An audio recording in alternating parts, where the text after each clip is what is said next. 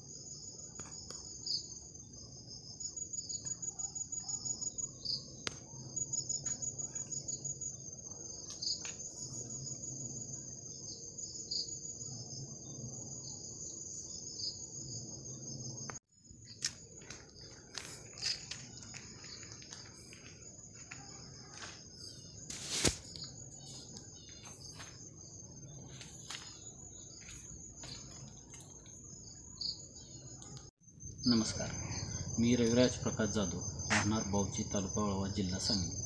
मी माझ्या क्षेत्रामध्ये G9 ह्या व्हरायटीची केळी केलेली आहे। माझे साधारण 10 डिसेंबरची लागण आहे। आत्तापर्यंत ह्या केळीला 11 महिने पूर्ण झालेले आहेत। 2.5 एकर क्षेत्र आहे। माझी केळीची व्हरायटी G9 आहे।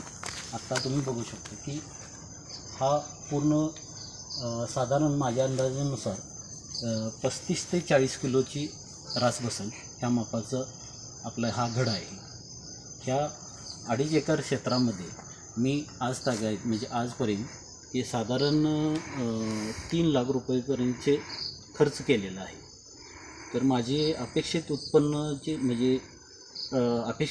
आहे की कमीत कमी 8 लाख ते 9 लाख रुपये ह्या 2.5 एकरामधून माझं उत्पन्न घ्यायचं असं हे आहे. साधारण 2.5 एकरामध्ये 70 टन माल एक्सपोर्ट करायचा ह्या उद्देशाने मी ही बाग केलेली आहे. आणि सगळा हा माल इराणला मी एक्सपोर्ट करणार आहे. आता माझं हार्वेस्टिंग चालूच आहे पूर्ण 2.5 एकरामध्ये. तर आता जो चालू भावानुसार 12,000 रुपये रेट आहे, टनाला 12,000 रुपये रेट आहे आत्ताचा. तर 70 टन उत्पन्न माझं अपेक्षित आहे ह्या क्षेत्रातून. आता ह्या उत्पन्नामध्ये माझे 8 ते 9 लाख रुपये उत्पन्न अपेक्षित आहे. खर्च वजा जाता म्हणजे साधारण 3 लाख रुपयाच्या आसपास खर्च वजा करता तर माझे ह्या 2.5 एकरामध्ये 5 ते 6 लाख रुपये नफा होणार आहे. तर ही व्हरायटी G9 कंपनीची असून आत्ता मला पूर्ण ह्या बागेतून चांगला असा प्रतिसाद मिळालेला आहे. धन्यवाद.